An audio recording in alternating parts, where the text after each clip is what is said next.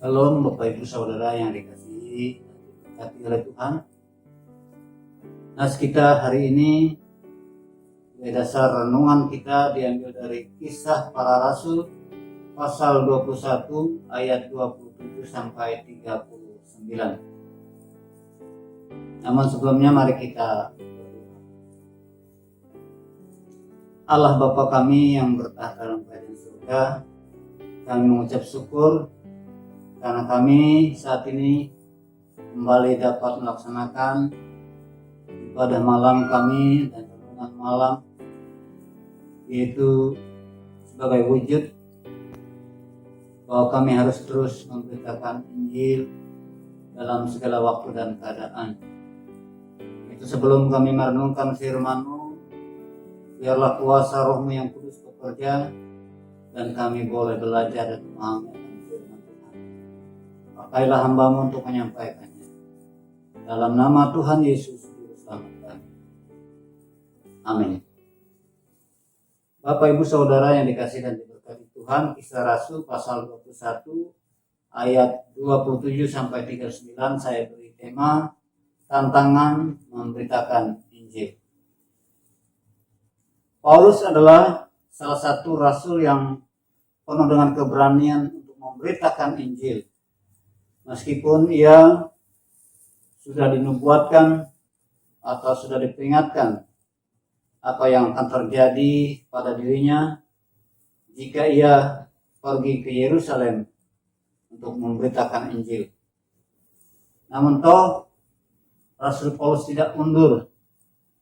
Dia tetap penuh semangat dan keberanian untuk terus memberitakan Injil. Apapun resikonya, apapun tantangan yang harus dihadapinya, apapun bahaya yang harus ia hadapi.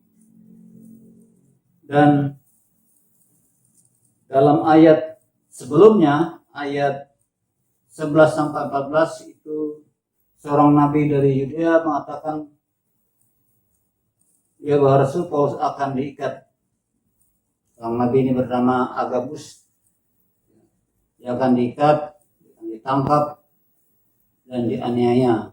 Tetapi Rasul Paulus tanpa takut dan ia tidak akan mundur untuk memberitakan Injil. Karena ia tahu bahwa Tuhan senantiasa menyertai dia. Dan apapun yang harus ia hadapi, bahkan sampai mati pun ia siap untuk memberitakan Injil. Nah, Bapak Ibu Saudara yang dikasihi dan diberkati oleh Tuhan, berbagai cara orang untuk menghalangi pemberitaan Injil. Bagaimana dalam bacaan kita hari ini, Rasul Paulus difitnah sehingga orang banyak menangkap dia dan menyeret dia keluar dari bait Allah. Dia difitnah itu memberikan ajaran yang sesat. Dia difitnah mengotori bait Allah dengan membawa orang-orang, yaitu orang-orang Yunani. Nah itu orang banyak besar dan akhirnya ia dihakimi oleh massa saat itu. Namun demikian Allah selalu mempunyai cara untuk menolong hamba-hambanya.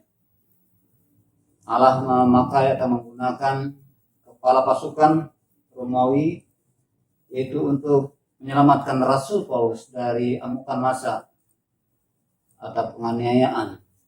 Rasul Paulus diselamatkan. Bapak Ibu Saudara yang dikasihi dan diberkati oleh Tuhan, bukan hanya zaman para nabi dan juga zaman para rasul, sampai sekarang ini, sampai akhir zaman, gereja sedang biasa akan menghadapi tantangan. Tantangan gereja dalam memberitakan Injil selalu ada di segala tempat, di segala masa. Tetapi sebagai orang-orang yang dipercayakan oleh Tuhan untuk memberitakan Injil, kita harus mempunyai semangat seperti Rasul Paulus. Pantang mundur dan pantang menyerah. Kita harus punya semangat kekuatan yang berasal dari Allah itu sendiri. Harus tak henti-henti dan tak jemu-jemu untuk memberitakan Injil meskipun dalam masa-masa yang sulit. Seperti masa sekarang ini, masa pandemi COVID-19 adalah masa yang sulit bagi kita memberitakan Injil. Banyak gereja-gereja ditutup, tetapi berita Injil jangan sampai harus ditutup. Berita Injil dapat kita sampaikan dengan berbagai cara. Ya, seperti saat ini kita melewati online, kita dapat menyampaikan berita Injil, melewati live streaming, melewati daring, kita bisa memberitakan Injil. Melewati media-media massa, melewati grup WA atau Facebook, kita dapat menggunakan itu untuk tetap terus memberitakan Injil meskipun dalam masa yang seperti ini begitu sulit. Dan kita yakin dan percaya sebagaimana Rasul Paulus diselamatkan oleh kepala pasukan, dan itu adalah cara Allah untuk menyelamatkan Rasul Paulus. Demikian juga kita percaya dalam segala masa dan tempat, dalam segala kesulitan, Tuhan juga punya cara untuk menolong dan menyertai kita sebagai hamba-hambanya untuk terus tetap dalam perlindungan Tuhan. Kita terus mendapat kekuatan dan penyertaan Tuhan dalam keadaan apapun. Tuhan tidak akan membiarkan kita melakukan sesuatu dengan kekuatan kita sendiri. Tapi kita punya Allah yang hidup, Allah yang berkuasa untuk menolong menyertai kita.